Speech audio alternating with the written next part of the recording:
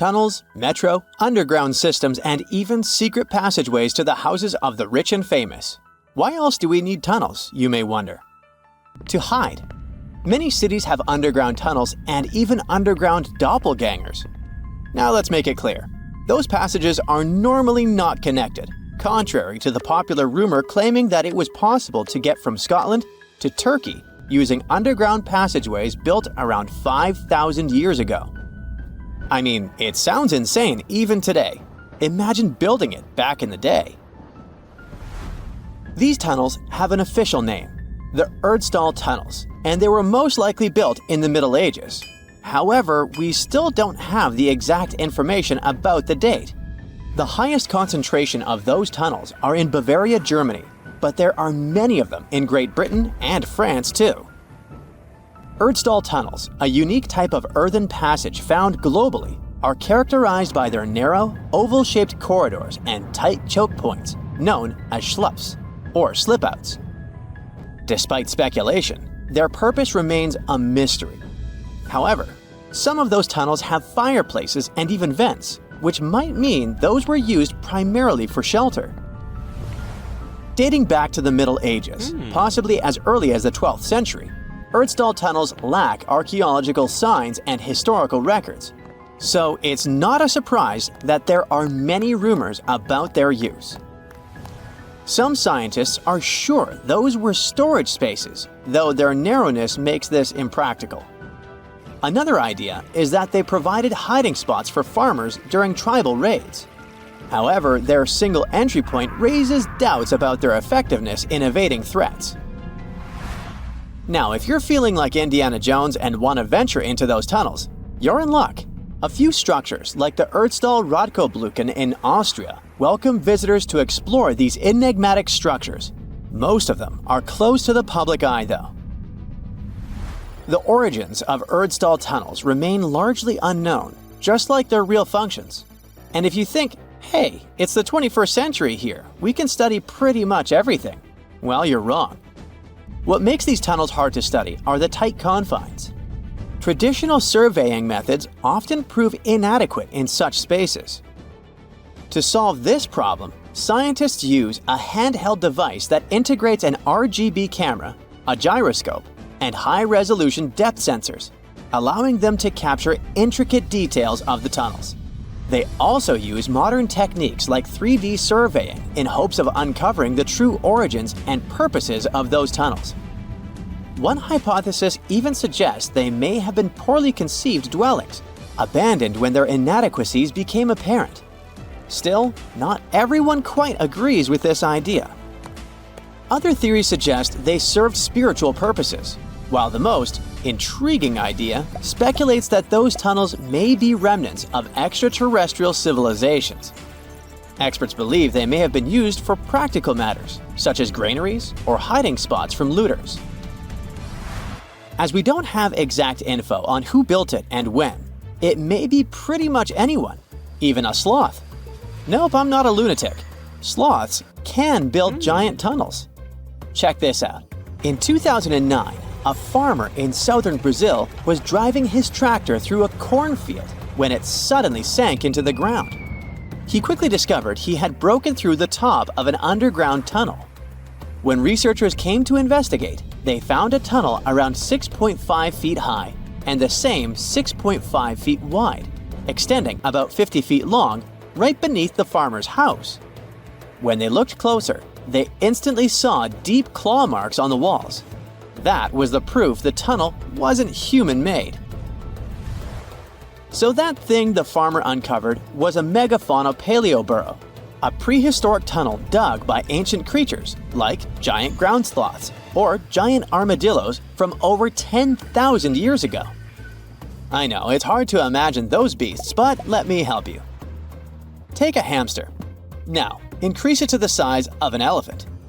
Don't forget, this 13-foot tall hamster could also walk on two legs.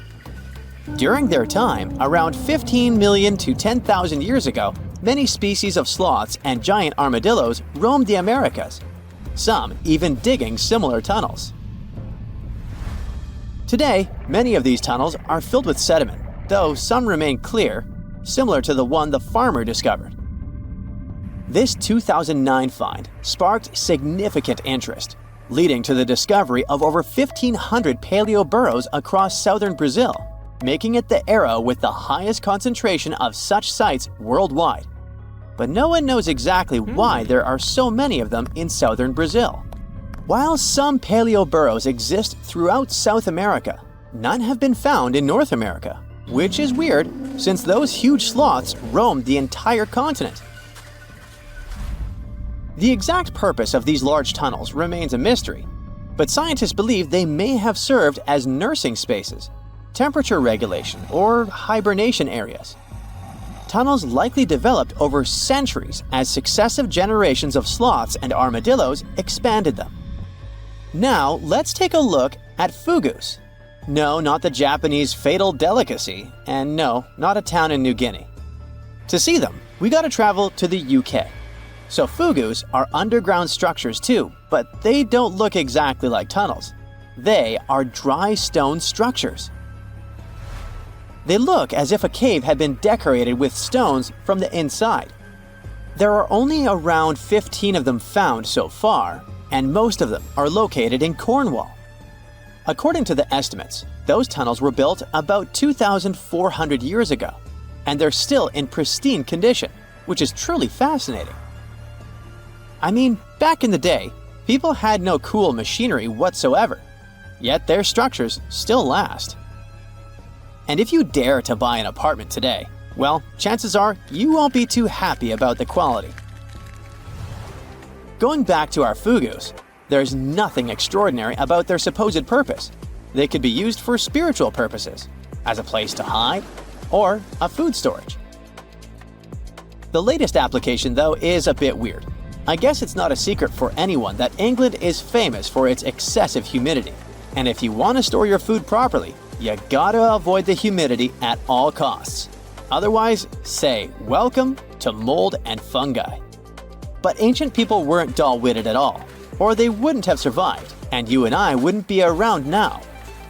So they might have adapted those Fogous to store just some products, those that already had natural molds in them, assisting in the preservation of perishable food, like milk, butter, and cheese. But hey, those are just speculations. The true reason why they were built remains unknown. What makes Fogous unique is that they are intentionally built tunnels, not just excavated mines like those in Wales. They were crafted by digging deep trenches, lining them with stone slabs, covering them with capstones, and then filling over them, all of which took significant time and effort.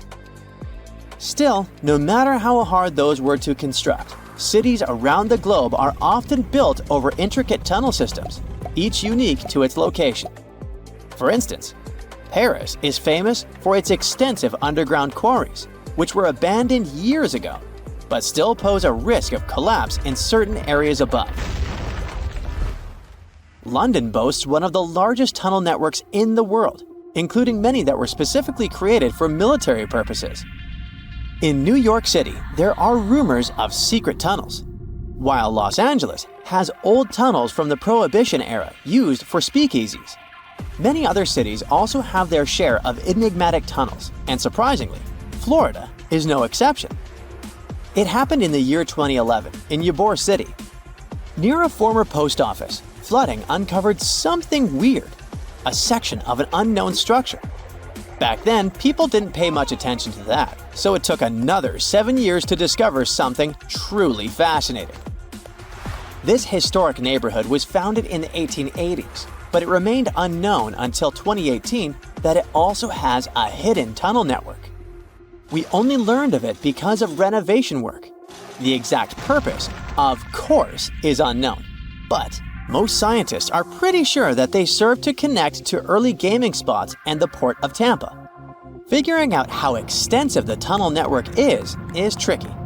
In 2018, a historic home in Seminole Heights revealed locked doors leading to tunnels from the 1920s. One local even said he traveled through a tunnel for 20 minutes. Rumors suggest some tunnels connect to the Hillsborough River and Ybor City. Research is ongoing, but no new info has emerged yet. Scientists have recently discovered Leonardo da Vinci's hidden passages under a medieval castle in Italy. They followed a newly found 15th century sketch by the creator of the Mona Lisa and found one of the unexplored architectural wonders from the age of the Renaissance. Construction of the Sforza Castle started back in 1358, but it was destroyed about a century later during a local crisis. Then, in 1450, Francesco Sforza, the Duke of Milan, decided to rebuild it on the old ruins. After he passed away, his son Ludovico took over and kept improving the castle. He brought in some of the best artists of the time, including Leonardo da Vinci, to decorate its walls. We can still see Leonardo's frescoes today in the Room of Wooden Boards. While he was working at the castle, da Vinci also recorded some historical underground passages hidden beneath the outer wall. The drawing, dated between 1487 and 1490, was found at the Institut de France in Paris. The sketch is highly precise, and it proves that Leonardo was really interested in fortification design and was great at documenting existing structures. Historical records show that Ludovico ordered the building of an underground passageway that led straight to a basilica, where his wife was buried. Ludovico married Beatrice in 1491, and they had a happy but tragically short marriage, as Beatrice passed away while giving birth in 1497. The Duke locked himself away for weeks, grew a beard, and wore only black clothes while he was mourning his beloved wife. The secret tunnel may have stretched over a half a mile and would let Ludovico visit her grave in private. It could have served as an escape route if the castle was ever under siege. The existence of the tunnels remained one of the mysteries of the Renaissance for years, as no one knew for sure they were there. But now, scientists finally uncovered the secret history. They used a combination of ground-penetrating radar and laser scanning to build up an accurate 3D model of all the structures under the castle. They found the tunnels da Vinci alluded to in his drawings, and it looks like they may have only been a small part of a whole system of historical underground passages. The goal is to create a complete digital twin of the castle that will not only show all the preserved constructions, but also the ancient ones that are no longer visible. They also plan to add augmented reality to the virtual paths to let visitors discover Leonardo da Vinci's hidden passages. Now, we don't know if the genius actually took part in constructing the hidden passages that scientists recently discovered, but we do know about some other Leonardo da Vinci inventions. He created the first satellite-like map in 1502, long before photography or satellites were even a concept. A famous figure in Italy, Cesare Borgia, invited Leonardo to a small town called Imola, near Bologna, to create a highly detailed map for him. Back then, maps were not very precise, as no one had figured out how to show exact distances on a smaller scale. Instead, people spent a lot of time decorating them with dragons, roses, fancy castles, mountain ranges, flowers, and other artistic details.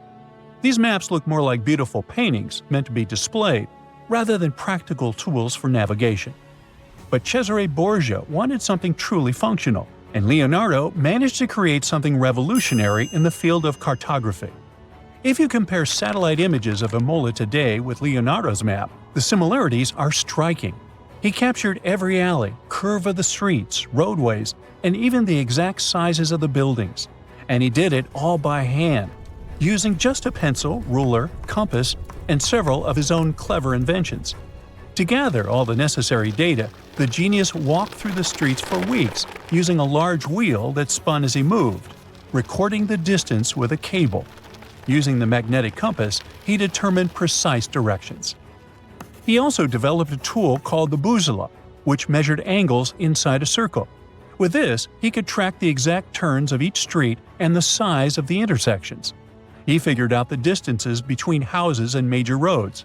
Then, back at home, he used his notes and calculations to draw the map to scale with incredible precision.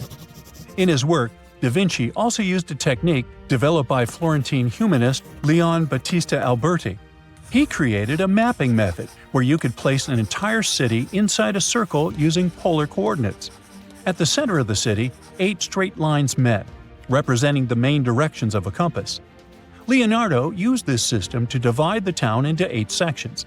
He didn't overlook even the smallest buildings, which made his map one of the most advanced of its time. The Italian genius had a big dream to build a machine that could let people fly. He studied how birds, bats, and kites moved through the air and designed a special flying machine. He believed that if he could copy their movements, humans might be able to soar like them. Da Vinci's design looked a lot like a bat, with two large pointed wings that stretched over 33 feet wide. He planned to build the frame from lightweight pine wood and cover it with raw silk to make it strong but not too heavy. The person flying it would lie on their stomach on a wooden board in the center. To make the wings flap, the pilot had to pedal a crank with their feet, which was connected to a system of rods and pulleys. There was also a hand crank for extra power and even a headpiece to help steer. As the person moved their hands and feet, the wings would flap and twist, just like a bird's. But there was one big problem. Humans aren't strong enough to make the machine lift off the ground.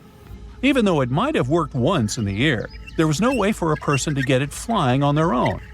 Leonardo probably realized this, but his amazing idea still inspired flying machines that came centuries later. Da Vinci was way ahead of his time with many of his inventions, but his idea for a humanoid robot was especially futuristic. He was working under the patronage of the Sforza family, the one that had those ancient tunnels of Italy built. The genius designed a mechanical knight that could move its arms, turn its neck, and even open and close its mouth. Da Vinci had good knowledge of anatomy and the mechanics of body movements that helped him. His unusual creation used an external system of cables. A hand crank set it in motion, and there was also an internal gear-driven mechanism. About 450 years later, Da Vinci's detailed sketches of the robotic knight were rediscovered in the 1950s. Several researchers tried to recreate the robot from those sketches. In 2002, a roboticist who developed systems for NASA and Lockheed Martin took inspiration from the old notes and built a functioning model of Da Vinci's robotic knight. Another design Leonardo created for Duke Sforza was a special kind of bridge that could be taken apart and carried easily. It was made for defense forces who needed to cross rivers or moats while traveling. This bridge would swing across the water and land on the other side. It had wheels and used a rope and pulley system, so it could be set up quickly and packed away just as fast. To keep it steady, it even had a special weight to help balance it. Leonardo wrote in his notes that the bridge was light yet strong, and he designed several bridges like this for the Duke. One of his other designs was a bridge that could be built very quickly, and the defense forces would move across multiple rivers. As scientists continue to study Leonardo da Vinci's hidden passages, they reveal new chapters in human history. Who knows what other unexplored architectural structures they will find? Whenever you hear about ancient ruins, you almost never picture them being suspended somewhere, or just randomly hanging on the branch of a tree, right? In fact, for most of the ancient artifacts we have exposed in museums all over the world, archaeologists did quite an impressive amount of digging. You see, buildings have this funny way of fading away over time if not properly taken care of. Sometimes we need to reuse some building materials, so an older construction may be sacrificed in the process. Other times houses are abandoned, and once they are exposed to the elements on the surface, like rain or sunlight, they don't really stand a chance. Some just simply crumble away due to good old erosion. So the only way a piece of architecture can survive the test of time is if it's somehow gotten buried deep down. Now, how did they end up buried in the first place? Well, it's quite the comedy of errors. Ancient cities had a habit of gradually raising their ground level like a kid adding toppings to their ice cream sundae. You see, these settlements were always busy collecting food and building materials to keep up with their ever-growing population. But hey, who has time to deal with waste and rubbish?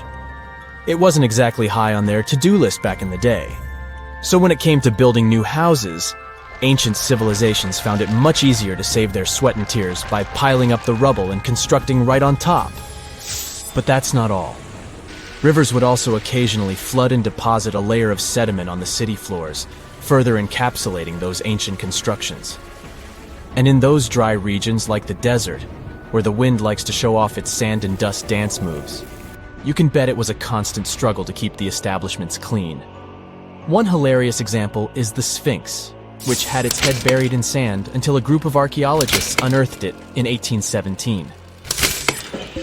Some ancient towns eventually got covered up because they were completely abandoned. With less human activity to control their expansion, plant seeds couldn't resist the opportunity and sprouted all over the place. They gobbled up carbon dioxide from the air and grew, adding more and more bulk to the ground. Those cheeky roots even decided to stabilize the soil made from decaying plant matter, creating layers upon layers of earthy goodness. It's like the ultimate DIY project Mother Nature embarked on, with plants as her loyal helpers. The act of digging into the secrets of ancient civilizations is not just about unearthing a lost world. It's also an epic quest to reveal the hidden treasures beneath layers of history. But how do archaeologists know where to dig in the first place? If everything is covered in layers upon layers of sediments, debris, and plant roots, they must have some sort of system they rely on before embarking on a new project, right? For starters, they're not always the ones suggesting an archaeological dig in a certain location. Let me explain. Let's say you're a contractor and you want to build a new fancy apartment complex in your city. Some local legislations have certain requirements before your project can start, though. For instance, before anyone starts building on a piece of land, they might need to bring in specialists to check the soil. These clever folks can be archaeologists, geologists, or paleontologists, and they need to keep an eye on things during development. If any artifacts or ecofacts, fancy word for organic remnants, are discovered, these experts swoop in to excavate and study them. But what about sites that have nothing to do with bulldozers and yellow hats? Archaeologists have more than one trick up their sleeves when it comes to locating ancient hotspots. They dive deep into historic records with a healthy dose of detective work. By sniffing out old documents and maps, they can piece together the puzzle of human activity in a specific area. If a site has been visited before, it's even better. Finding records of past excavations or historical accounts can give archaeologists lots of information on where to continue their treasure hunt. Before archaeologists start swinging their shovels, they engage in a bit of a visual scan mission. Armed with a grid system, they'll stroll around the site, keeping their eyes peeled for any artifacts that might be hiding just beneath the Earth's upper layer. From groundstone tools to historic glass and even ancient garbage dumps, yes, they're also valuable. These keen-eyed explorers can spot signs of human activity faster than most people. If they stumble upon midden soil, fancy term for a garbage dump, they know for sure that humans once called this place home. Archaeologists don't just rely on their trusty shovels, though. They have an arsenal of gadgets to aid in their search for hidden wonders.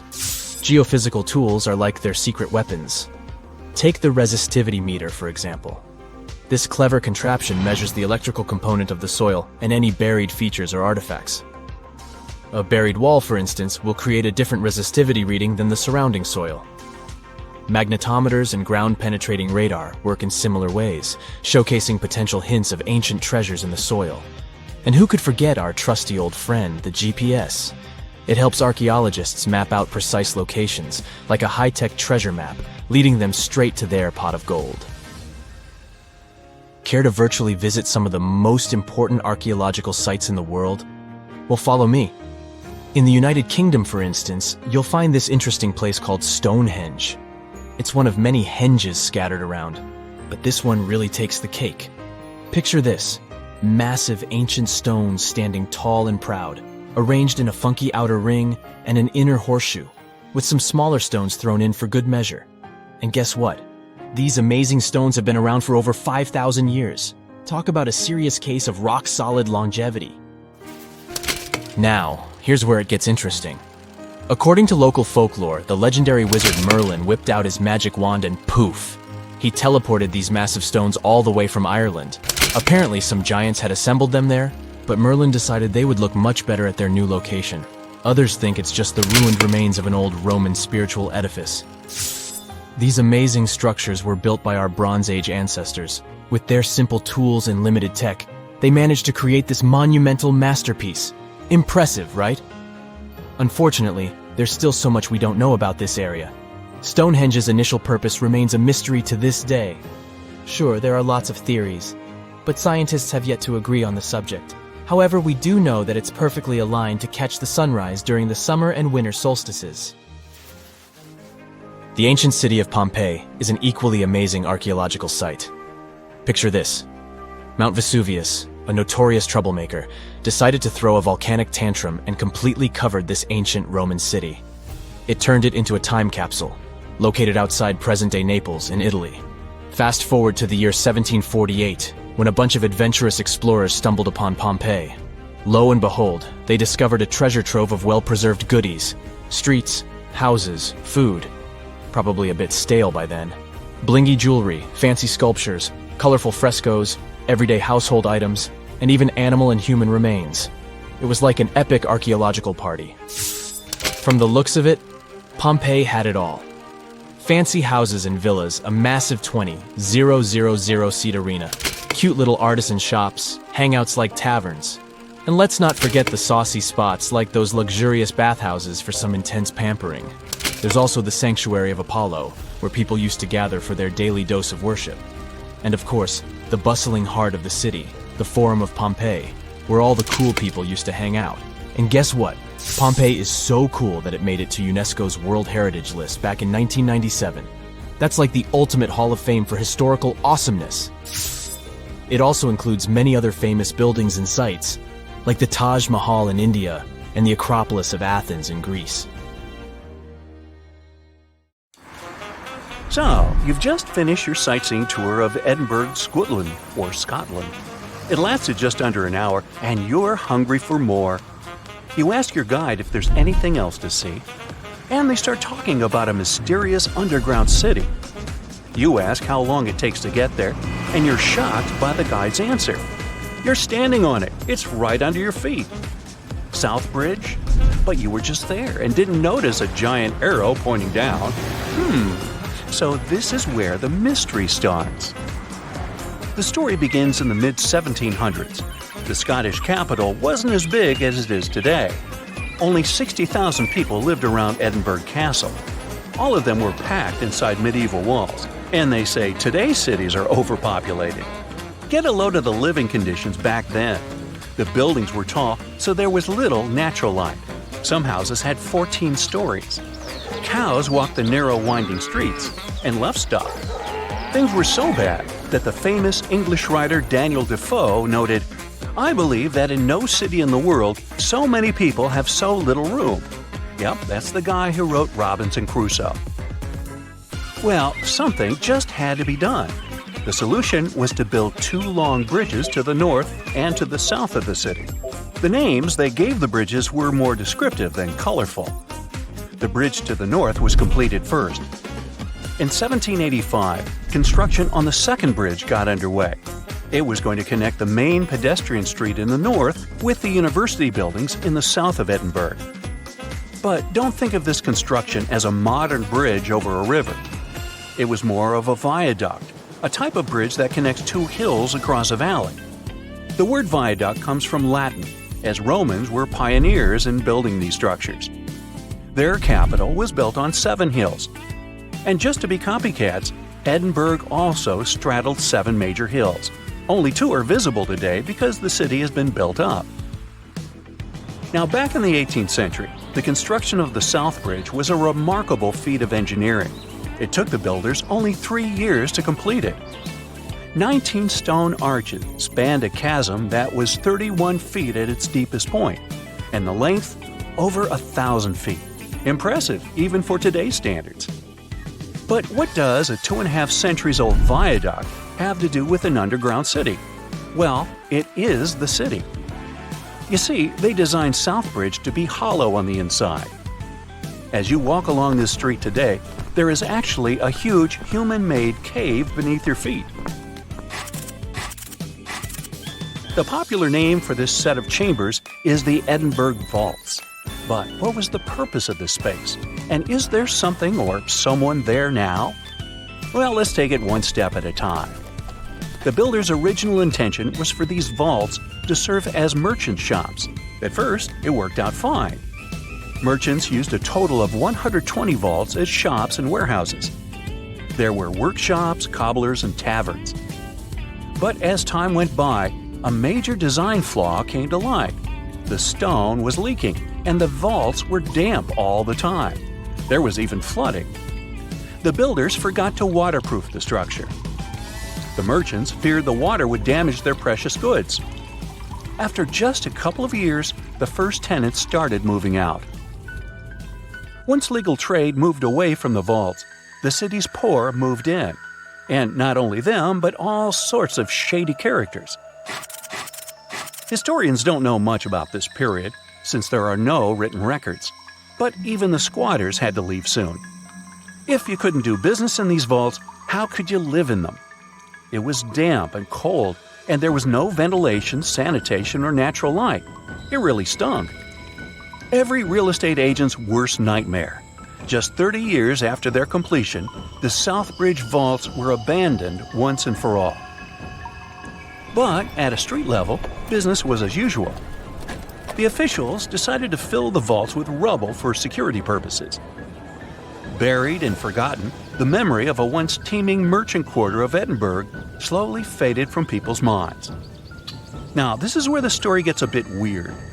During the 1980s, a Scottish rugby player accidentally found a tunnel leading into the vaults. The athlete didn't waste any time and started excavating the vaults with the help of his son. Several tons of rubble, and a decade later, the South Bridge vaults have been restored to their former glory, so to speak. They were again dark and damp as they were back in the 1700s. There were many interesting finds in this underground city. The vaults were littered with oyster shells, which were the standard diet for a working-class resident of Edinburgh at the time. Other finds, such as shoes and empty bottles, suggested that people actually lived in these claustrophobic vaults. Think of this the next time you see someone trying to rent their garage as an apartment. So, your guide was right. There really is a hidden city under the streets of Edinburgh. Well, at least one street. You have now gone down from the main pedestrian street into Cowgate. You look up and there it is, the only visible arch of the once impressive bridge. You are now searching online to book a tour of the vaults. You just have to see this place with your own eyes. But the Scottish capital isn't the only city with a mysterious underground. The historic region of Cappadocia in central Turkey hides no less than 36 cities beneath the ground. The biggest and the most impressive one wasn't discovered until 1963. It was built during the Byzantine era to protect the local population from invaders. We have similar structures made out of concrete in our cities, but the level of the Turkish underground city is really impressive. There are several levels, like in a multi-story car garage. The caves and tunnels lie 197 feet underground. That's 2/3 of the Statue of Liberty's height.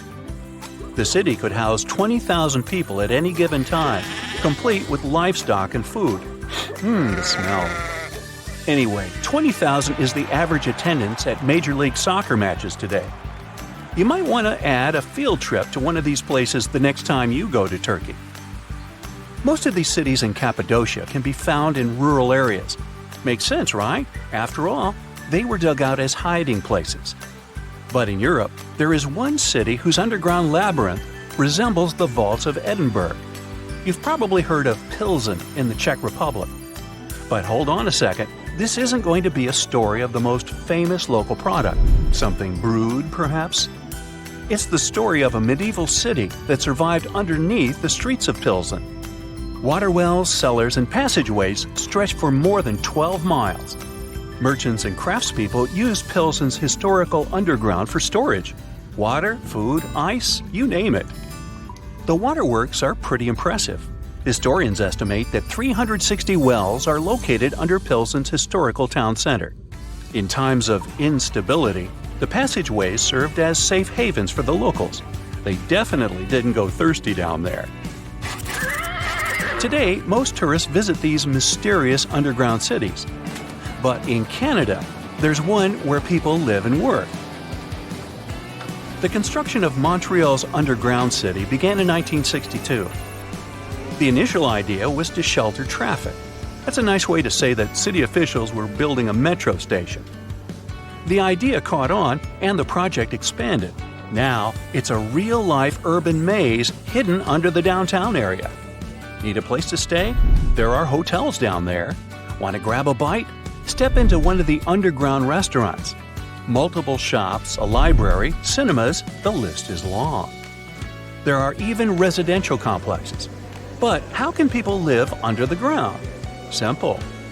Although the city itself lies beneath the earth, the access points are at ground level. You can enter the 20-mile-long tunnel network at more than 120 places. Oh, that's another place down under. Oops, sorry, Australia. What is a boat doing in the middle of a desert? You would expect to find a seagoing vessel closer to shore. This is the question archaeologists had been asking for decades. In 1988, there was a storm near one of the most important archaeological sites in ancient Egypt. A wooden structure emerged from the sand. It was hollowed out by termites. Scientists were determined to solve its mystery. In 2000, they began excavating the site near Abydos, Ubidos. An American team of experts soon discovered a boat that was 70 feet long, and it wasn't alone. In total, there were 14 boats neatly resting next to each other. It was impossible to completely dig out the boats because of their poor condition. Luckily, the wood was preserved enough to get a sample. Analyses revealed that the boats were around 5,000 years old, the oldest fleet in human history to this date. The time of their construction predates the pyramids at Giza by half a millennium. Each ship of the fleet rested in a vault that matched its dimensions. The room was roughly a third of the size of a tennis court. It had mud brick walls that featured more than 120 drawings of boats. Ancient Egyptians incised them on whitewashed walls that were excellently preserved. Scientists have known about these mysterious chambers for well over a century. 1901, 1902. A British archaeologist, Arthur Weigel, stumbled upon a strange structure west of the River Nile. His team caught a glimpse of the interior walls. Sadly, a section of the roof collapsed, so they had to call off further exploration. Researchers abandoned the site, but its location remained on the maps. The boat's position first led scientists to think that they rested on a bank of the mighty Nile. But there was a problem with this theory. Today, the river flows almost 7 miles west of Abydos. Further studies of the surrounding terrain showed the Nile didn't change its course throughout history. Also, if the boats floated near a dock, they would be in unstable positions. The 14 vessels at Abydos were perfectly parallel to each other. There was only one conclusion possible. Someone had deliberately placed them like that. They must have gone through a lot of effort. Each boat had enough room for up to 30 rowers. These vessels could really float. They weren't models, but scholars still don't know if they actually sailed any body of water in ancient Egypt.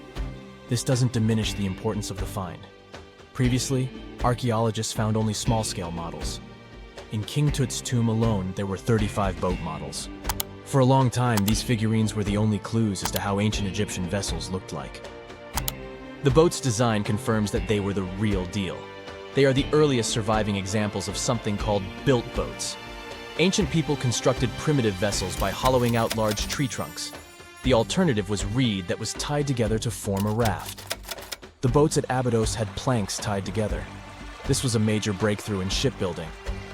During their lifetime, the boats must have seemed impressive. Timber was a valuable commodity at the time. There was no wood in the desert. Cedar had to be imported from Lebanon. The only person who could afford such luxury was the pharaoh. Studying the area around the ancient fleet provided more answers.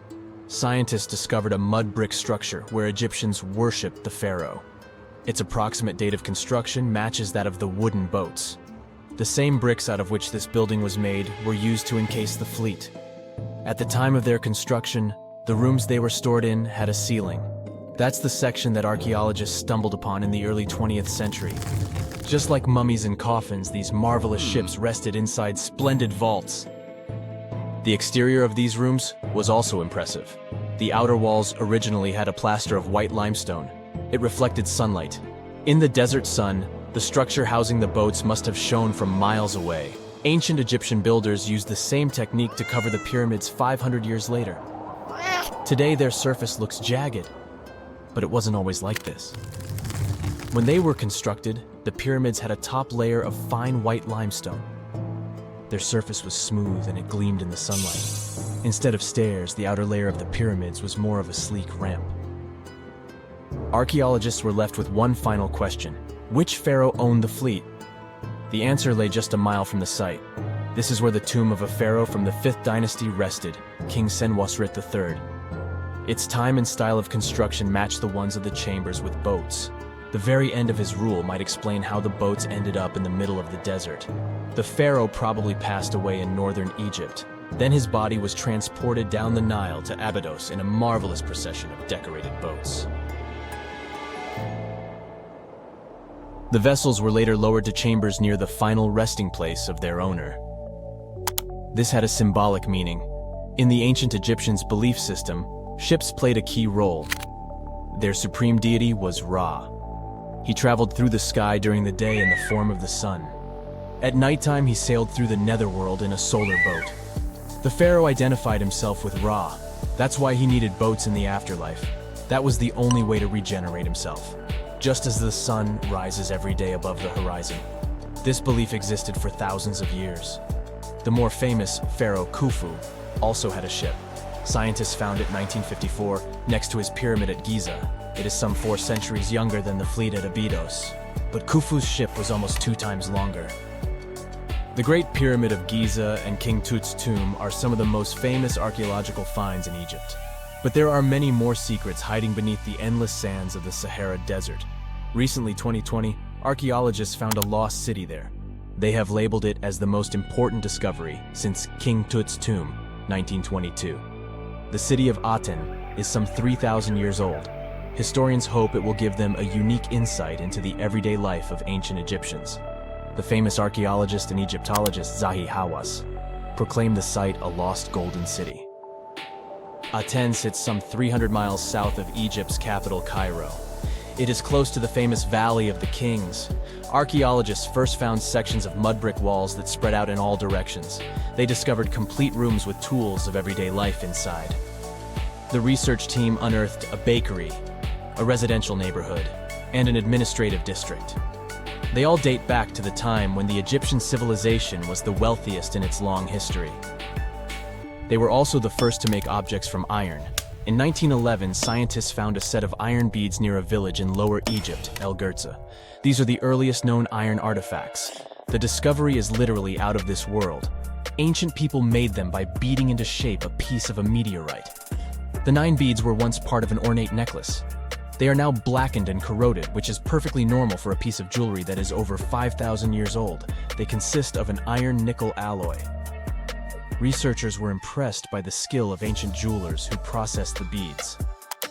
Their craftsmanship is more impressive when you think that they didn't know the stellar origins of the material. The Great Pyramid of Giza also has a remarkable feature. An international research group investigated the electromagnetic response of the structure to radio waves. They found that the pyramid has the ability to concentrate electromagnetic energy inside it. This occurred inside its chambers as well as under the pyramid's base. It contains an underground, unfinished chamber. It seems that the electromagnetic response is connected with the properties of limestone, the Great Pyramid's main building material. The research results might have a practical application. The way solar cells and nanosensors function could be improved by this remarkable find. Okay, what if I tell you that the extraterrestrials we all imagine as little green men may actually look like very normal Earthlings and chill in Europe? This is the Iberian Peninsula, and people living there are under suspicion. Ooh. Here's the reason. Somehow, parts of the most important artifacts that the Iberian civilization called Treasure of Valena are made of metal that simply can't be found on Earth, because it's metal from a meteorite. Now let's tackle this step by step. This is the artifact itself, and it's composed of 59 different objects. Bowls, bottles, and bracelets. Is there a pattern there with all those bees?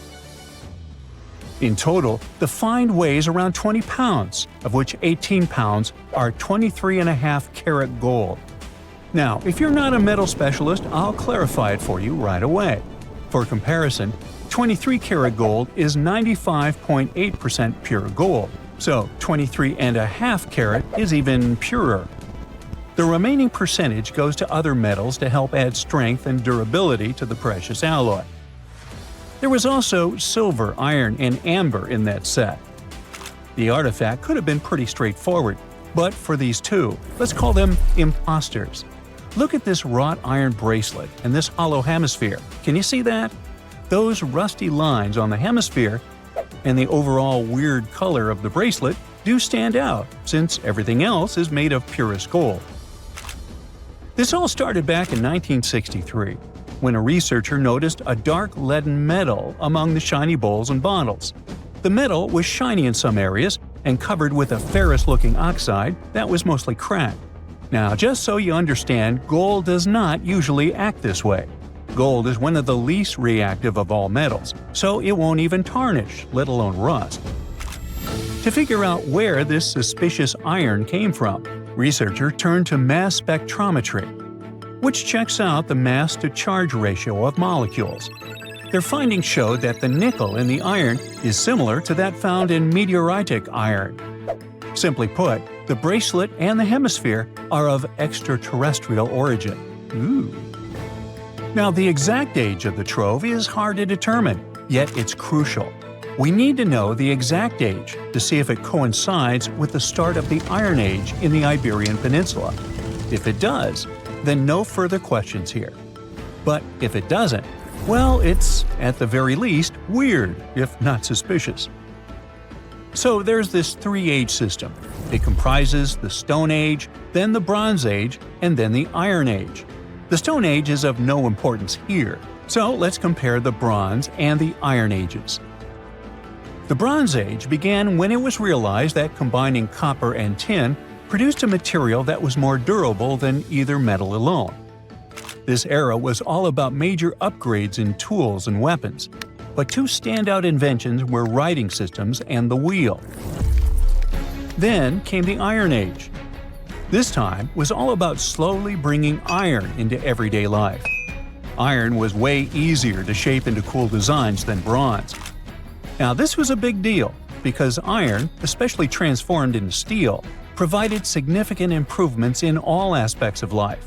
Tools became lighter, cheaper, and stronger compared to their bronze equivalents. You get it? Good. So, researchers have long debated whether the treasure dates back to the post-Archaeologic era or the latter part of the Bronze Age. The most recent study claims that those artifacts were created in 1400 to 1200 BCE, and something really doesn't add up. First off, the Iron Age began around 500 years after these artifacts were crafted. Plus, ancient craftsmen couldn't know back then how to work with metals that landed on Earth approximately 1 million years ago. And while the dates are really hard to explain, there is a logical explanation for the craftsmanship. The theory here is that those metal workers simply had access to the fallen meteorite, and thus, they could study it well and discover its properties before using it for decorative purposes. They could have figured it out through trial and error, and once they knew exactly how to work with this extraterrestrial metal, they proceeded to adorn the artifacts with it. Plus, there were the Phoenicians, who contributed to their craftsmanship. Now, it's true that the Iberian people have been processing metal and making pottery long before the Phoenicians settled on the peninsula. But the arrival of new metalworking techniques and the introduction of the potter's wheel enabled them to produce better quality goods much faster than before. So, we figured out the extraterrestrial origins of the Iberian artifacts. But guess what? This area is still under suspicion. The reason for that is the language they spoke. You see, for most modern languages people use today, there will always be some proto-language. Say for Italian, Spanish, and French, it's Latin, hence their similarities. But wait, Iberian was largely spoken where modern Spain is, so why isn't Spanish similar to it? Well, the truth is, no language today is similar to the Iberian. Maybe only the Basque language, but it's because of some similarities found in their numerical systems. Basque is classified as a language isolate, or simply unrelated to any other known languages, and the only language isolate in Europe. The Iberian language is unclassified. While the scripts written in it have been deciphered to various extents, the language itself remains largely unknown. And look at the alphabet the Iberians had. Looks like it doesn't really belong to our planet. But hold up, this one might be a bit of a stretch. When the Phoenicians came to the peninsula, they brought along their alphabet to the Iberians. But honestly, the Iberians probably weren't keen on just copying someone else's writing system, so they tweaked it until it looked completely different. Let's just say they took some inspiration and ran with it. While linguists can guess to some extent how most characters sounded, actually translating the language is still completely impossible. The Iberian language was non-Indo-European and faded away over 2,000 years ago. And there aren't any similar languages left to help us out. Super frustrating, right? Yeah. We got over 2,000 Iberian inscriptions from tombs, coins, potteries, lead plates, and even cave wall carvings. But aside from a handful of words, we're totally in the dark about what they mean. Now, if we could understand their language, we might have learned that they were great thinkers and all, but we can only contemplate the works of art they left. Iberian culture has a lot of amazing stuff made by talented artisans. We're talking about not just metalwork and ceramics, but also detailed sculptures, textiles, jewelry, and other personal bling. But here's the catch. Making all those luxury items depended a lot on a big farming class. At the heart of Iberian society, most folks were involved in farming and taking care of livestock. Depending on where you were, the types of farming varied. For example, up in the north, they were all about growing grains, while down in Valencia, they focused on producing olive oil and other agricultural aspects. In the west, raising animals was the name of the game. Still, we don't have much information about the day-to-day lives of the many people doing this essential work. Yet, on the flip side, we know a lot about the upper class of Iberian society, who control these agricultural resources and hire the artisans. By the 7th century BCE, we start to see a group of Iberian princes who were living the good life, trading with the Phoenicians and enjoying fancy luxury items. You can spot this elite class in their burial practices. Cremation was the go-to method for funerals among the Iberians, and wealthy individuals were often found in cemeteries with all sorts of lavish goods and funerary sculptures that give us a peek into the fashion and hairstyles of the rich. Interestingly, starting in the 6th century BCE, there was a noticeable drop in the number of recognizable burials, which suggests that these elaborate funeral customs became more exclusive to a small elite. Meanwhile, the fate of the majority, farmers, artisans, soldiers, and laborers, who made up a big chunk of the population, remains a bit of a mystery. It used to be a pretty advanced civilization, but it vanished without a trace. Researchers think it could have been due to some massive earthquake, but so far, we don't know for sure. The Sahara Desert is like a Mad Max movie. Scorching heat, endless dunes, and an overall barren wasteland. A place where no one could live, right? Well, forget all you know about it, because 5,000 years ago, the Sahara was a lush paradise of grasslands, lakes, and rivers, and the home of a ghost civilization that vanished without a trace. Our tale begins in the 1930s, when a Hungarian explorer stumbled upon a cave in the middle of the Sahara. Inside, he found something bizarre: ancient rock paintings of people swimming in a lake, surrounded by giraffes, hippos, and crocodiles. At the time, everybody shrugged it off as some symbolic depiction of the afterlife, because really, who would imagine a lake in the Sahara?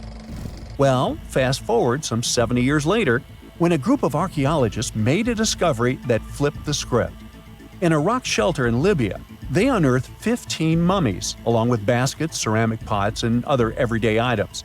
This may look like prehistoric junk to most people, but to archaeologists, it was like uncovering a key piece of evidence. Those people weren't just passing through, they lived here. You see, those weren't just any mummies. They were some of the oldest naturally mummified humans ever found, dating back over 7,000 years. Take that, Egypt. 2 of them still had readable DNA, preserved thanks to a rare natural mummification process, almost a miracle considering the Sahara's climate's ability to turn everything into, well, beef jerky. Scientists struggled to understand where those mummies came from for a while, because the mitochondrial DNA they recovered was not helpful at all. But thanks to scientific progress, they eventually managed to do a full genome analysis that revealed some weird secrets. Those people belonged to a human lineage that was completely unknown, and they lived isolated from the rest of humanity for thousands of years.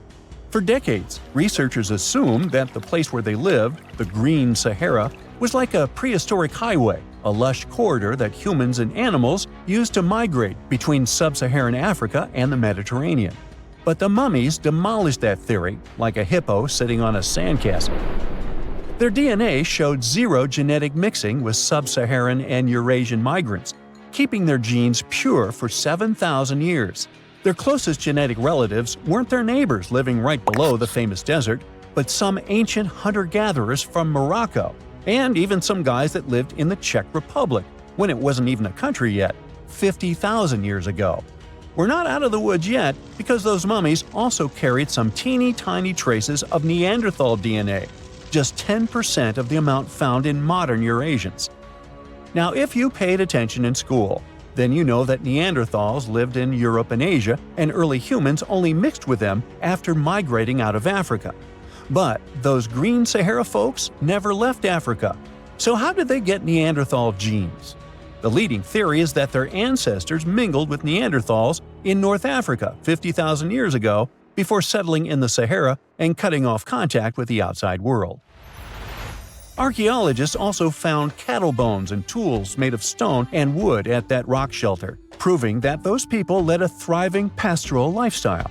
This discovery made scientists scratch their heads for a while because, you see, animal domestication was not developed in Africa. So how did they learn it if they never mingled with anyone? Did they have ancient YouTube tutorials? Probably not. The researchers believe they must have traded knowledge with neighboring groups, but just knowledge, no saliva. It's almost too hard to believe that no outsiders mixed with them. After all, who wouldn't want to live in a thriving civilization in the middle of a green paradise, drinking milk, eating meat, and even using animal blood as a protein source? Ooh, yummy. They didn't have to hunt for every meal, thanks to their livestock, and the abundant water made life pretty sweet. And yet, they never married outsiders. Why? Maybe it was a cultural choice to never date outside their own group. Or maybe the landscape itself kept them isolated. This is where scientists place their bets. They believe that the dense forests and rivers that existed in the Green Sahara acted like nature's no trespassing sign, creating a geographical barrier that isolates animals, plants, and whole societies. This isolation is the reason why their genes were so unique. These guys weren't swapping spit with anyone else. But this genetic time capsule almost didn't survive. For most of the last ice age, the Sahara was even harsher than today, a true dead zone where humans couldn't survive. 70,000 years ago, even the toughest people disappeared, retreating to the Nile Valley and the Mediterranean coast. Why? Because Earth was a climate bully. Massive glaciers stole all the moisture, weakening monsoons until rain clouds barely reached North Africa. Then came the knockout punches. Armadas of icebergs flooded the North Atlantic, triggering devastating droughts each time. This was the Sahara's ultimate keep-out era. Now, you're probably wondering how in the world the Sahara turned green after all this, and then went back to being a desert again. Well, it all started 15,000 years ago, I wasn't around then, when Earth was shaking off the last ice age. Our planet's axis was a bit wobbly, and because of that, the northern hemisphere got closer to the sun, getting extra sunlight and heat. This eternal summer turned North Africa into a giant moisture magnet, pulling water from the Atlantic and making it all rain down on the Sahara. The result of this ridiculous amount of rain was a lush savanna, complete with lakes the size of small countries. But the African humid period was not just a one-time miracle. The truth is, this eternal on and off switch between green and desert happened to the Sahara more than 230 times since the desert was born. During one of these events, the Sahara even expanded, getting bigger than it is today. So when the Green Sahara showed up, you can bet it brought the ultimate ecosystem glow-up. This wasn't just a light dusting of grass. We're talking full makeover. The transformation was so complete It even reshaped animal populations. Cheetahs suddenly struggled with the new prey dynamics, while rodents like the multi-mammate mouse thrived in the suddenly abundant grasslands. But don't pack your prehistoric swim trunks just yet. This paradise had teeth. The Sahara was an ecological maze of crocodile-infested rivers, malaria-carrying mosquitoes, and big cats lurking in the tall grass. Crossing it would have been like playing a real-life game of Hungry Hungry Hippos. This is probably why more groups didn't settle permanently. The Sahara's climate cycled between wet and dry every 20,000 years, hardly a stable zip code. For most ancient people, it was smarter to treat the Green Sahara like an all-you-can-eat buffet, grab resources and leave before the desert returned. Still, this Green Sahara period lasted for 10,000 years, giving our mystery shepherds plenty of time to thrive. But around 5,000 years ago, Earth's axis shifted again, the rains moved away, and the Sahara dried up faster than a puddle in July. As the desert returned, the shepherds from the Green Sahara had no choice but to pack up their livestock and leave. Some researchers believe they migrated toward the Nile, laying the groundwork for ancient Egypt, so I guess their legacy lives on. Besides, their pure lineage may be extinct by now, but some faint genes of the mummies can still be found in the people that live in North Africa today. But the introvert mummies were not the only ones using the Green Sahara as an Airbnb. They actually had neighbors just around the corner, in a lakeside village in Niger to be exact. Those people thrived for 5,000 years and left behind the oldest Sahara Desert cemetery, including a man buried in a turtle shell, a grinning Halloween man with filed teeth, and a heartbreaking family embrace frozen in time, victims of the very waters that sustained them. Eventually, those people disappeared too, just like it happened to our antisocial friends. This proves that this desert outsmarts everyone, with a landscape that gives paradise with one hand and takes it away with the other. The lost city of Atlantis may have actually been found. No, really. Two researchers were working in the waters off the coast of Cuba when they discovered the ruins of what looked like an ancient submerged city. That happened about 20 years ago, and yet no one really talks about it today. It's like the authorities just took the research, locked it away in some top-secret room, and decided no one else should know about it. But why?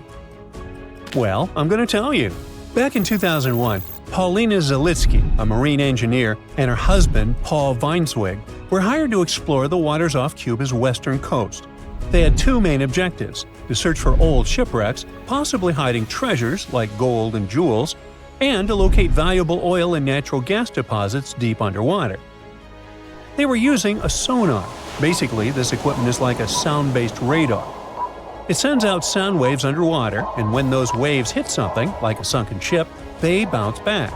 The system can figure out where and how far the object is just by listening to the echo.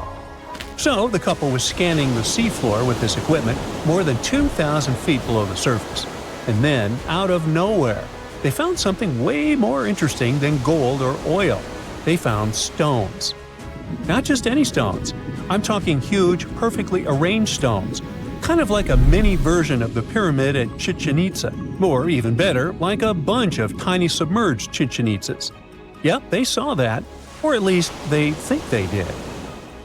The thing is, sonar doesn't work like a camera.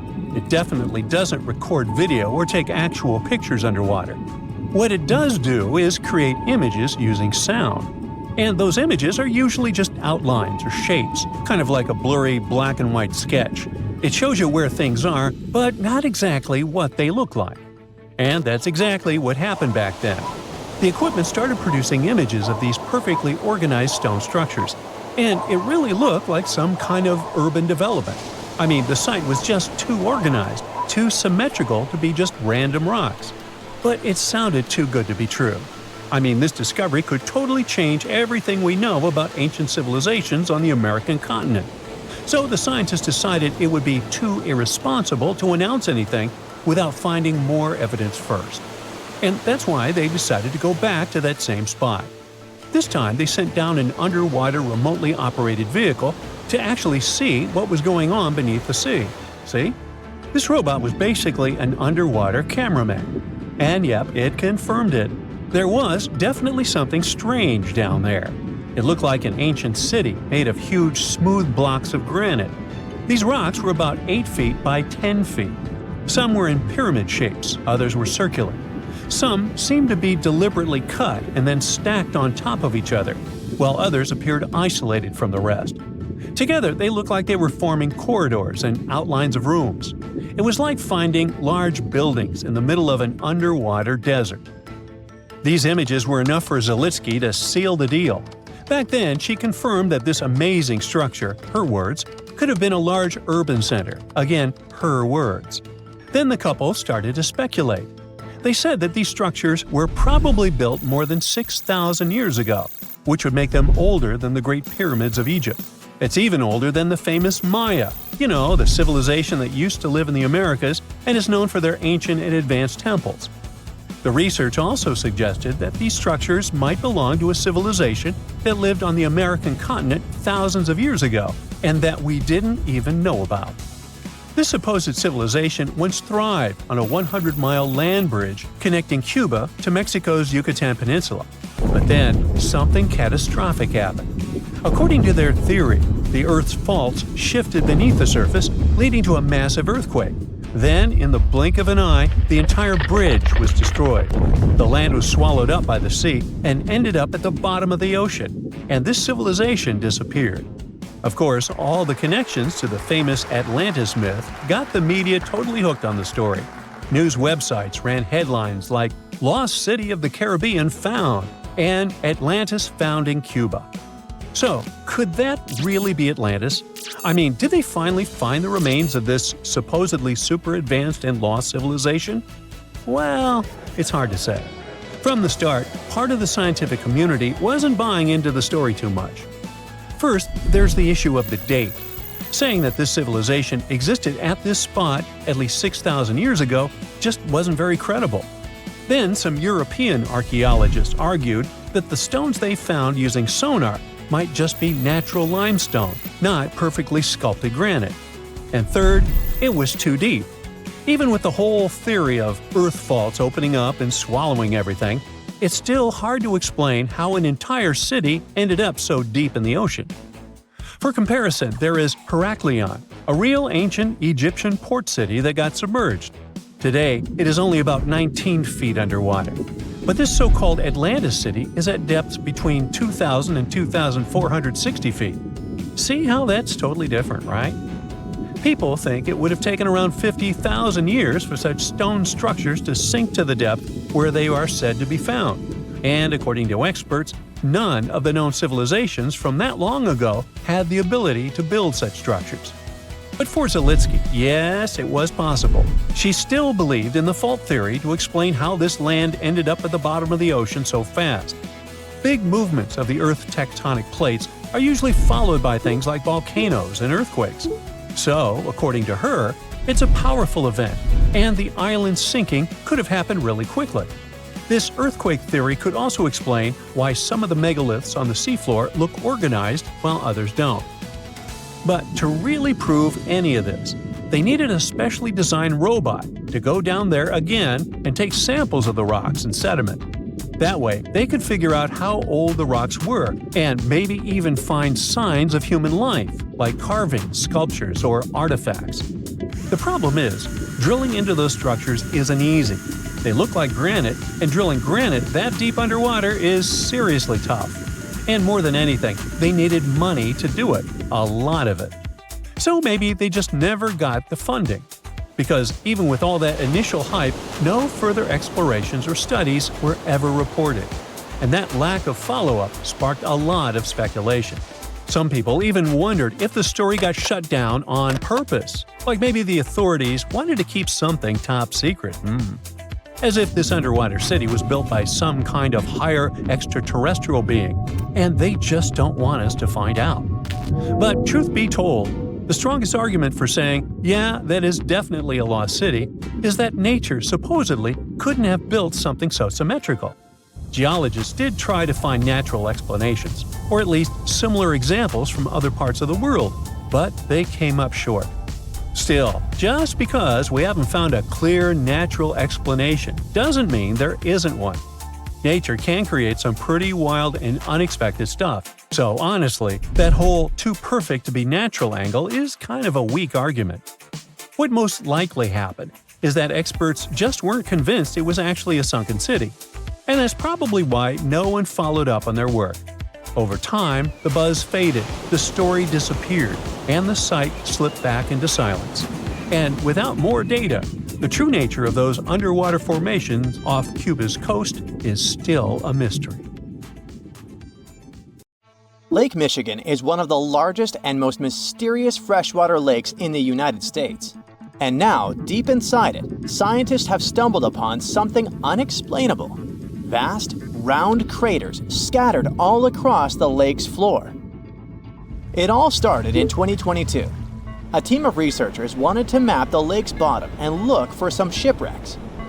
At first, they were sure it's going to be just some typical rocky terrain or sandy patches. But what they saw on their sonar screens stopped them cold. Strange, circular shapes that looked almost too perfect to be natural. They were hiding about 500 feet beneath the surface, in places where the water turns dark and impenetrable. Those guys are huge, ranging from 300 to 600 feet wide. They also plunge nearly 40 feet deep. And there are dozens of them, neatly arranged like some footprints. But the team had no idea what these things were. Then, in August 2024, the mystery only deepened. Using a remotely operated vehicle, they got a closer look at these formations. There were about 40 of them. No one had ever seen anything quite like this before in the Great Lakes.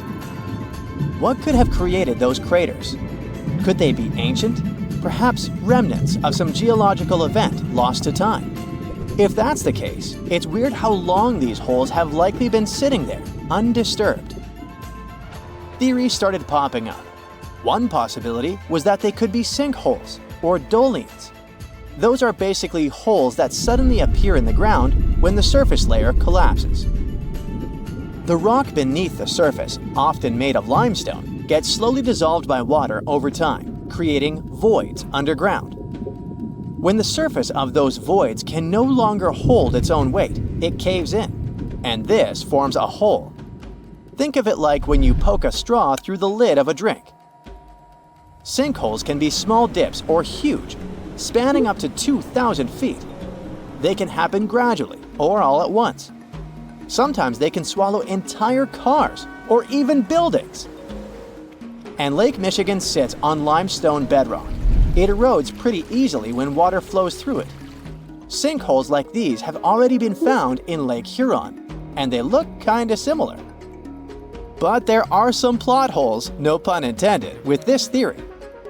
For example, it's wild how they all would be so huge. It's also weird and pretty rare for sinkholes to occur in a lake bed. They also kinda resemble a straight pattern. They seem to extend generally southward, forming a loose line, which is pretty weird. If these are sinkholes, then they're definitely not playing the usual geological rules. Though it might be some new, unusual process at play beneath the lake's surface that we haven't discovered yet. There's another theory though. Glaciers. Glaciers are wild rivers of ice.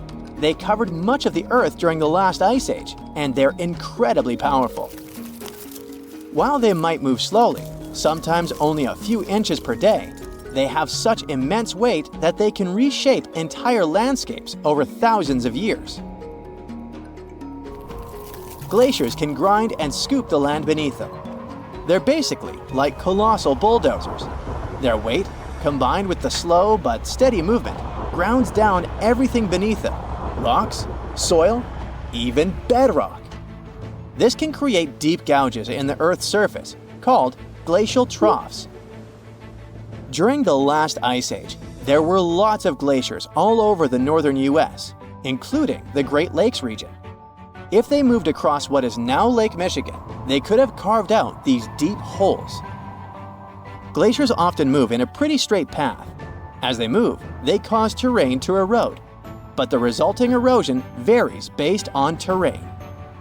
Sometimes there are places where the bedrock is softer or fractured, and these places are more easily carved and crushed by the glacier. That could explain why some holes could be bigger and deeper than others. Harder bedrock is less affected. But usually this leads to rounded, crescent-shaped depressions known as chatter marks. Those marks are more like grooves rather than circular, big craters like those in Lake Michigan. Once the glaciers melted, the Great Lakes themselves formed. If the craters were formed by them, they may have filled with water, becoming part of the Michigan Lake. Though this theory is more like a speculation, so we need more evidence. But there's another layer to this mystery. The craters are not just curious geological formations. They actually may hold valuable clues about early life on Earth. Parts of Lake Michigan, especially dark ones, are relatively low in oxygen. It's like a lighter version of deep ocean environments that often have very little of this element. For example, hydrothermal vents deep in the ocean, underwater openings in the Earth's crust with some hot, mineral-rich water that are often very low in oxygen. But some organisms love places like these. For example, opossum shrimp. Teeny tiny shrimp-like creatures that love cold, deep waters. They get their name because they have a pouch to carry their young until they're ready to be on their own, like an opossum. Or deep-water sculpin fish, small bottom-dwelling fish that also enjoys cold lakes. They're well adapted to living in dark waters and usually stay close to the lake bed. And weird organisms like invasive quagga mussels, which kinda look like shells. These are small freshwater mussels that have spread there to the Great Lakes.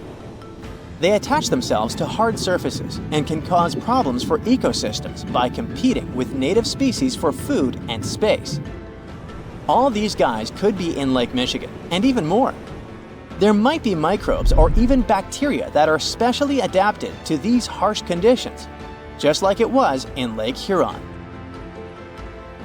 There's only a handful of creatures that could survive deep within these craters, and studying them could give us insight into how life once flourished in Earth's ancient, oxygen-poor oceans.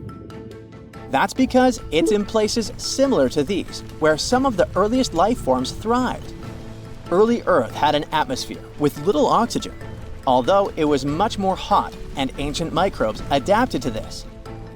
The Great Lakes, especially Lake Michigan, have always had a bit of a ghostly reputation. Like even this mission was organized to study the shipwrecks. There were about 6,000 of them in the Great Lakes. Many of these wrecks are still sitting on the lake beds, preserved by the cold, fresh waters. And shipwrecks aren't the only strange things tied to the Great Lakes. Over the years, there have been stories of unexplained disappearances. Boats and even planes have vanished without a trace. The lakes, often calm on the surface, can suddenly turn dangerous with unpredictable storms and massive waves, leading to these mysterious events. Not even mentioning all the creepy stuff people noticed there over the centuries, such as ghostly lights above water or bizarre weather patterns like eerie, sudden fogs that seem to appear out of nowhere. In 2007, they even discovered some prehistoric structure that looks like Stonehenge there. Well, it was way smaller, but still.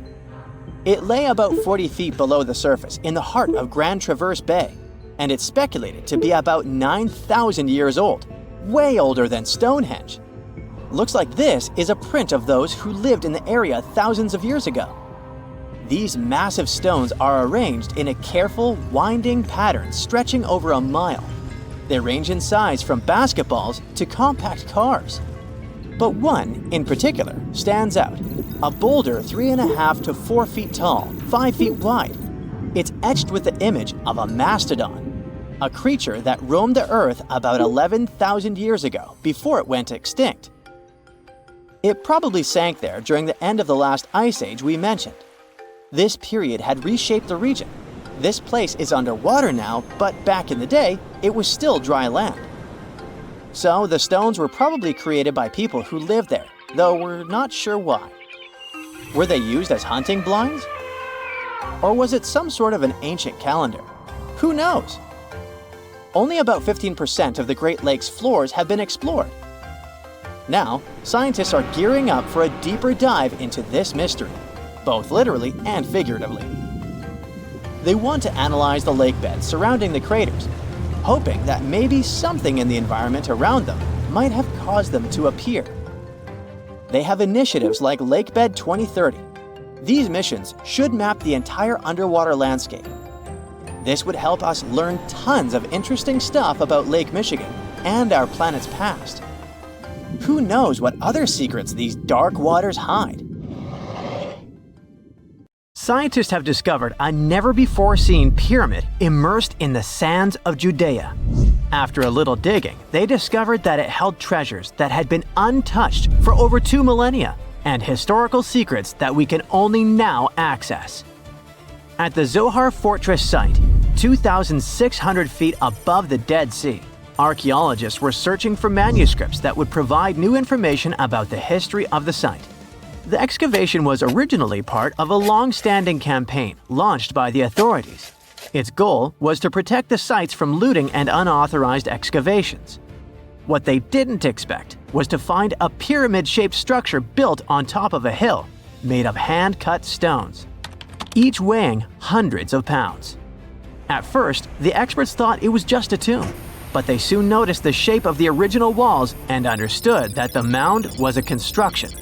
They immediately realized that someone had dug into the top of the structure, probably looters who had spotted something valuable there. Luckily, most of the structure was still buried in sand, so the most valuable finds were hidden from sight. In the first week of excavation, volunteers found fragments of papyrus, bronze vases, and even ancient furniture, which were exceptionally well preserved. The desert climate had been a great ally in preserving those artifacts over the millennia. With little humidity in the air, mold cannot form.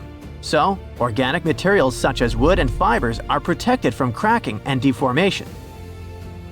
Hypotheses suggested that the pyramid had been built during the First Temple period. However, new discoveries have shown that it's more recent, from the Hellenistic period. Considering this and the fact that the structure dates back 2,200 years, it's believed that it probably appeared shortly after the death of Alexander the Great, the famous ancient Greek king of Macedonia. At that time, his generals divided the former Seleucid Empire. Ptolemy took control of Egypt and the surrounding regions, including the Dead Sea area, while Seleucus took control of the north, which is now part of the Middle East. It's still not known for sure whether the pyramid was built under the rule of the Ptolemaics or the Seleucids. Both Ptolemaic coins and coins from the Seleucid kingdom have been found at the site. Even so, many scholars believe it was built when the region was under Ptolemaic control. Evidence also suggests that the building, despite its longevity, collapsed at some point. But that's not why it was abandoned by the ancient Egyptians, which begs the question of what purpose it was built for. Some believe it was used as a tomb due to its picturesque location on top of a hill. Others believed it may have served as a historical monument. However, one of the strongest theories is that the pyramid was a guard tower, protecting an important trade route along which salt and bitumen resources from the Dead Sea were transported to coastal ports. They also believe it may have been used by Ptolemaic officials to collect taxes from travelers. It would be something equivalent to our modern-day toll booths, or even port inspection agencies. Although the contents of the papyrus documents remain a mystery, it seems very likely they were written using the Greek alphabet, and some experts believe that they may have been tax documents, which would make perfect sense, given the theory that the pyramid was a guard tower. The team calls it a fascinating historical mystery that the dig is helping to unravel, but the find is just a grain of sand in an entire desert. The dig is part of a larger project that's been going on for a long time. And in the last 8 years alone, it has scanned 111 miles of desert cliffs and identified approximately 900 caves within that radius. Using rappelling equipment, advanced technology, and specialized documentation methods, archaeologists discovered thousands of rare items, such as hidden scrolls, woodworking tools, carpets, leather goods, and even treasures. For them, the Judean desert is an ancient vault just waiting to be opened to reveal its secrets. A few years before they found the mysterious pyramid, they discovered a cave that had served as a refuge for Jewish rebels almost 1900 years ago. The site was about 262 feet from the top of a cliff, and because of its difficult access, it hadn't been explored yet. Inside, they found previously unpublished fragments of the Dead Sea Scrolls that contained religious passages written in Greek. 11 lines of text were reconstructed thanks to the good condition of the papyri. So, scientists were able to identify their etymological content. Probably the best thing, there was no problem with preservation. Thanks to the dry and hot conditions of the desert, the artifacts were in impeccable condition. And there were other historical treasures there. The teams found rare coins, a partially mummified skeleton over 6,000 years old, with skin, tendons, and even strands of hair. There was also a giant basket made of plant fibers, considered the oldest in the world, more than 10,000 years old. With a capacity of up to 26 gallons, it was made about 1,000 years before the invention of ceramics. Speaking of historical treasures, there's another one that has caught the attention of the scientific community. A small piece of fabric that is around 3,800 years old. But it's more than just simple fabric. Dyed with the rare scarlet paint mentioned many times in ancient religious texts, this find is the oldest known evidence of fabric painted with a dye made from insects, known as scarlet worms. This is where the intense red hue comes from. It was a highly valued color, like royal blue and purple, because those insects lived in oak trees and could only be harvested for a short period during the year. So, those dyes were reserved for sacred fabrics, such as priests' clothes, marking status and religious importance. And although this discovery had great significance for archaeology, its size was actually tiny, measuring less than 1 inch. The fragment was discovered in 2016 during excavations in the so-called Cave of Skulls, but it's not known exactly how this fabric got there. According to experts, it's evidence that people knew how to dye wool fibers already 3,800 years ago or so. It also provides us with proof that the ancient textile industry already used animals at about the same time people began to create written sources. Fabrics painted using this type of dye were recorded in more recent periods. But what makes this piece really special is the fact that it is much older than any other. Another important discovery was made in 1980, when scientists found a seed that was over 1,000 years old, which turned into a mysterious tree named Sheba. They spent 14 years cultivating this plant, which is now about 10 feet tall, only to discover later that it could belong to an extinct lineage of trees that had grown in the region. The seed dates back to a period between 993 and 1202 CE, and they believe that Sheba may be a biblical tree commonly associated with healing. Although it's not been possible to identify the exact species, since the tree hasn't flowered, we know that it belongs to the genus Commiphora, which is related to famous African plants, such as the myrrh tree. But time has revealed something even more special. Its leaves and resins are rich in compounds that have medicinal, antioxidant, and even skin-soothing properties. This means that the tree may represent a forgotten lineage whose resin had medicinal value and was mentioned in ancient texts. This brings to light how ancient people dealt with botanical medicine. Summers in the Middle East get so hot that they change the landscape dramatically and make entire cities resurface from the past.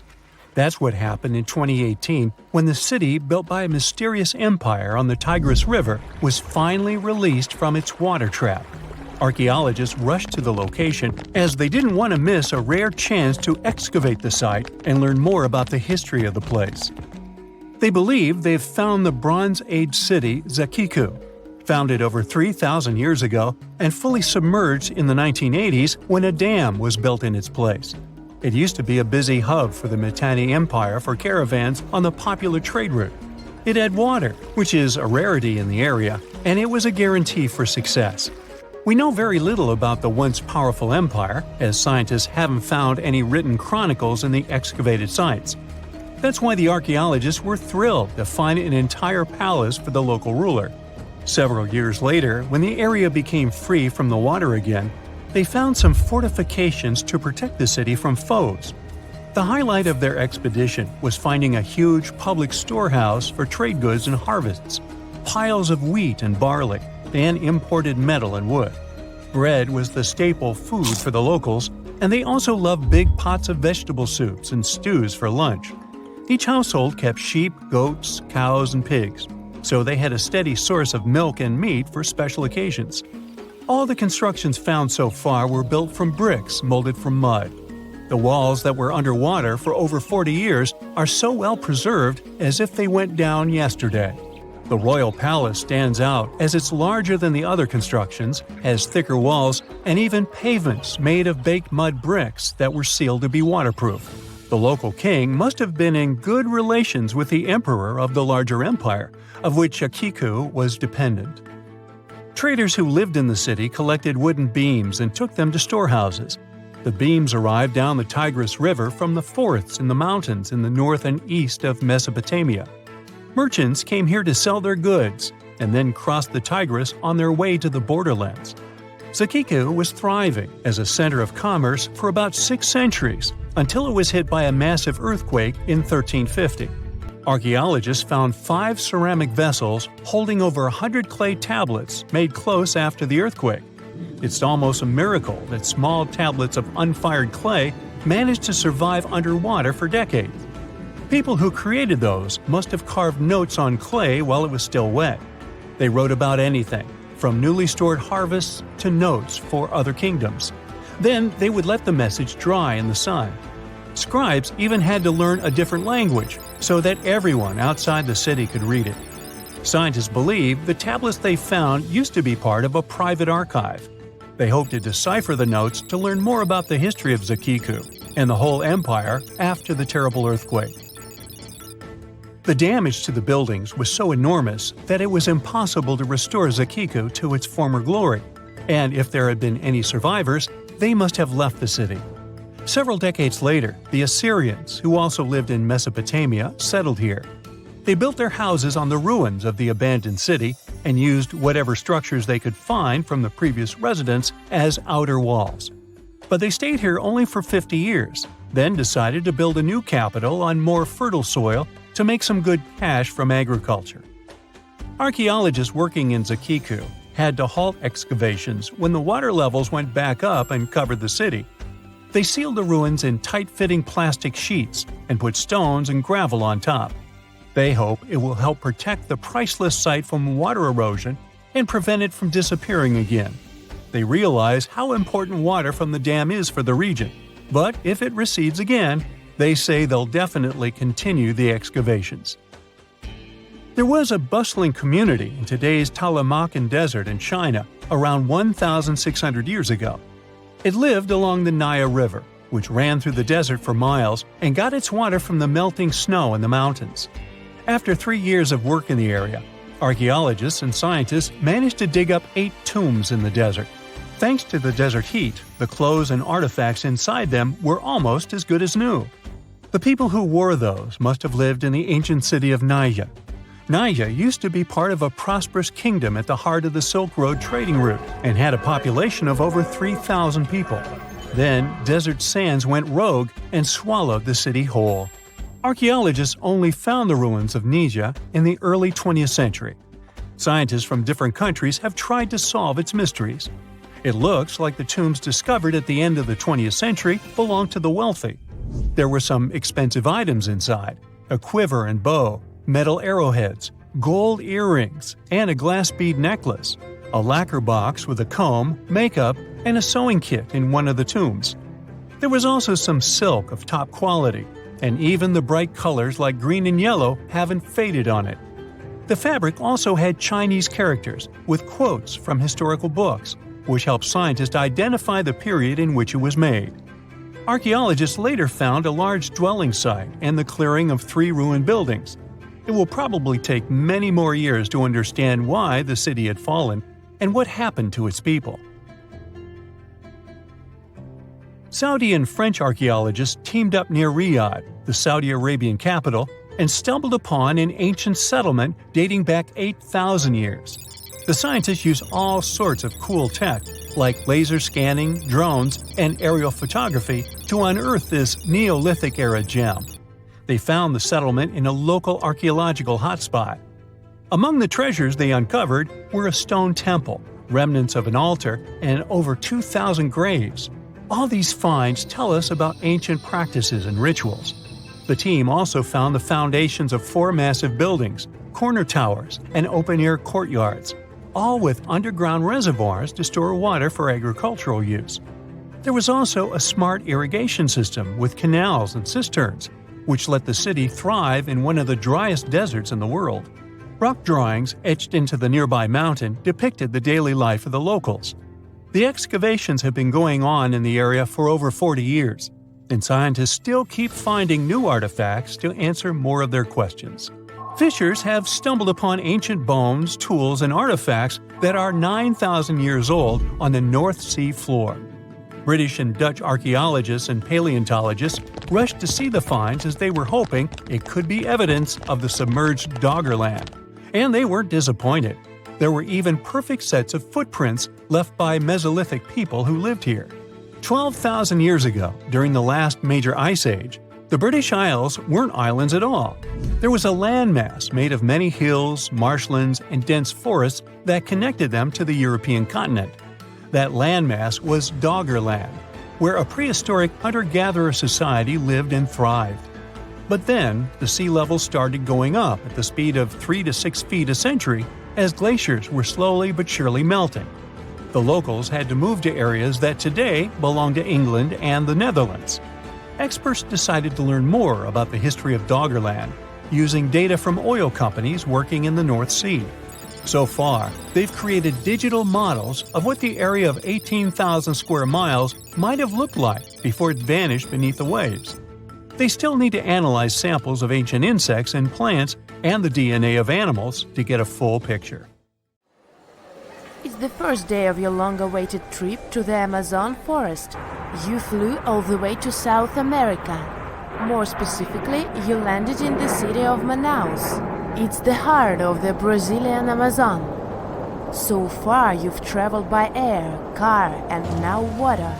You are on a tiny boat, moving through the dark waters of the Amazon River. Yes, the river is also called the Amazon. And just FYI, it's the second longest river in the world. It loses only to the Nile River in Egypt. The Amazon sprawls for an impressive 2,700 square miles, beginning in Peru and ending only when it meets the Atlantic Ocean off the coast of Brazil. To get a closer look at the forest, you decide to start by exploring it by boat. First up, you watch some piranha fishing.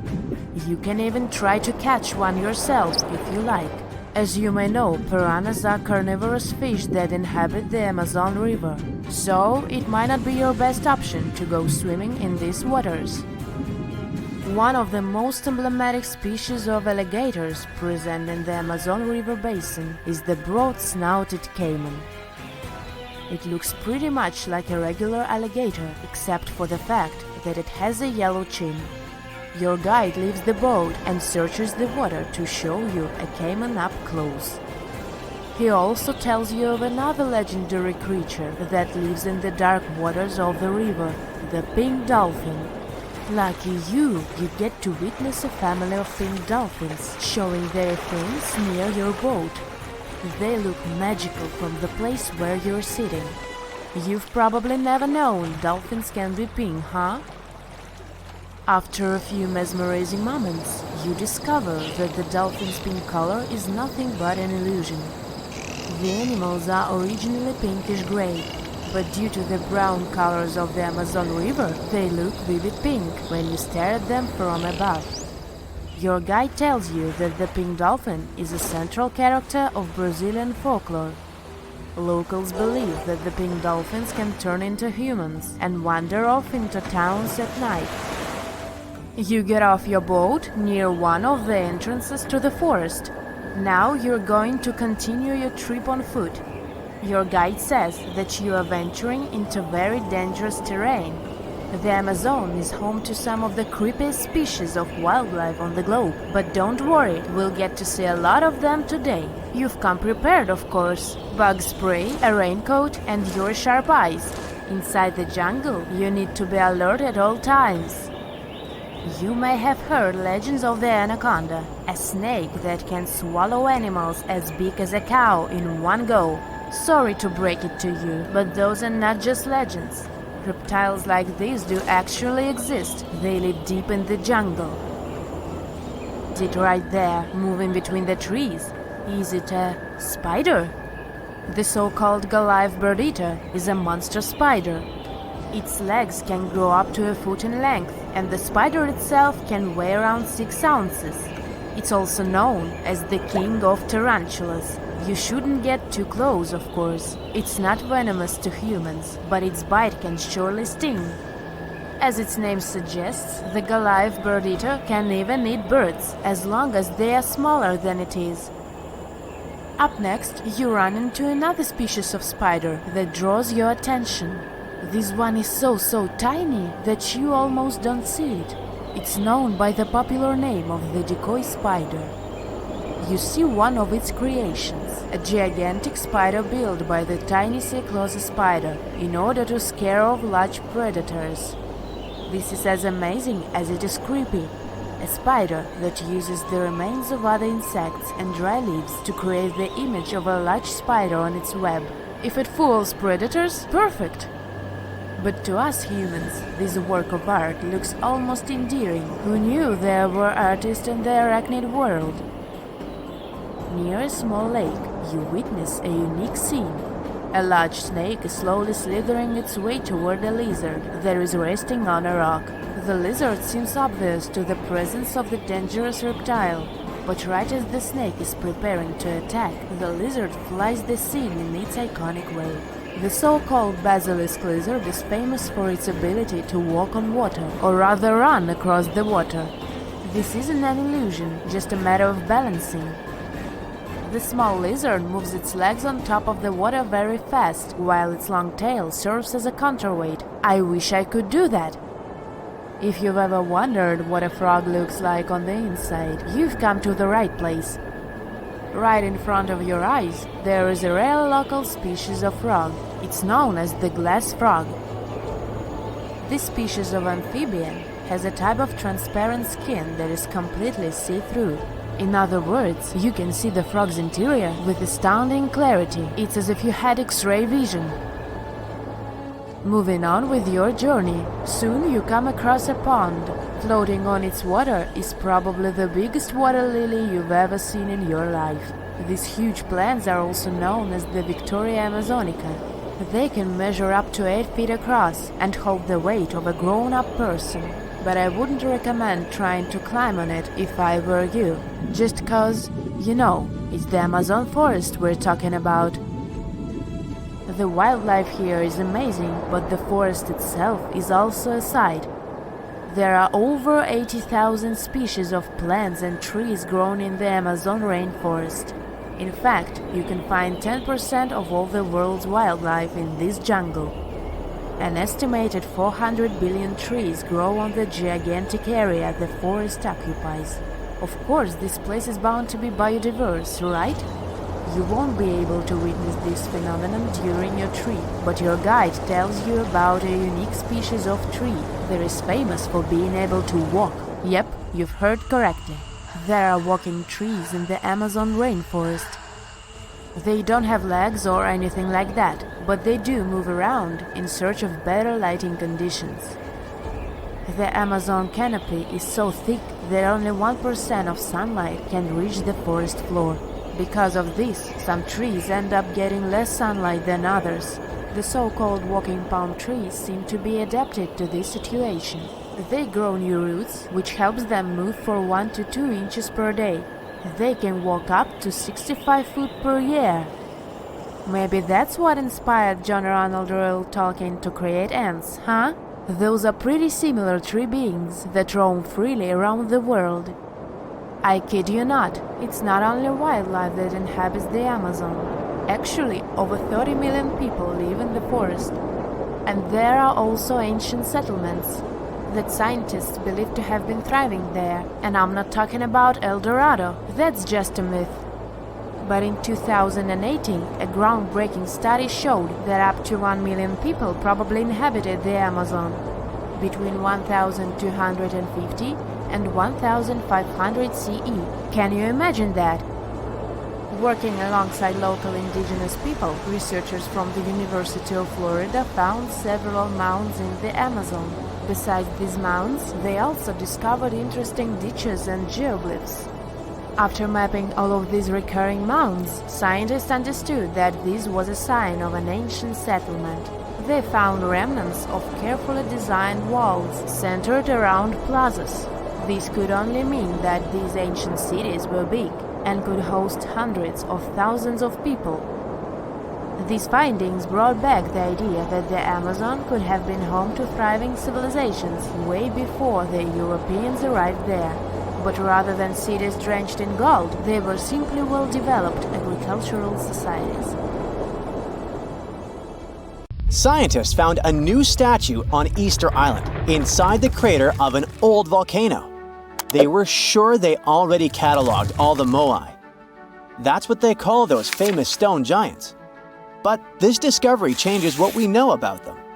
First of all, the moai were rarely alone, so we may hear about more of them in the same area. Second, it's the first moai found at the bottom of a lake. Scientists were working on a project to restore the marshland in the volcano's crater when they stumbled upon the statue. The lake that was here began to dry up in 2018. For at least 200 or 300 years, it was almost 10 feet deep, so it would be impossible for humans to build or put a statue on the bottom. Scientists think the moai are over 500 years old. It's possible that the Rapa Nui people who built them probably brought the statue here when the lake was dry in the past. The new find turned out to be slightly over 5 feet tall, which is smaller than the other statues on the island. It's a full-bodied one with recognizable features.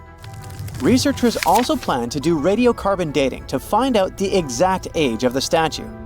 They don't plan to remove it from where it was found because the oldest members of the Rapa Nui community want it to stay where it is. Moai statues kept scientists puzzled for centuries. They knew that they were built as a dedication to the island's chiefs, but no one could figure out why they chose these various locations for the statues. Most of them were found along the coast of the island.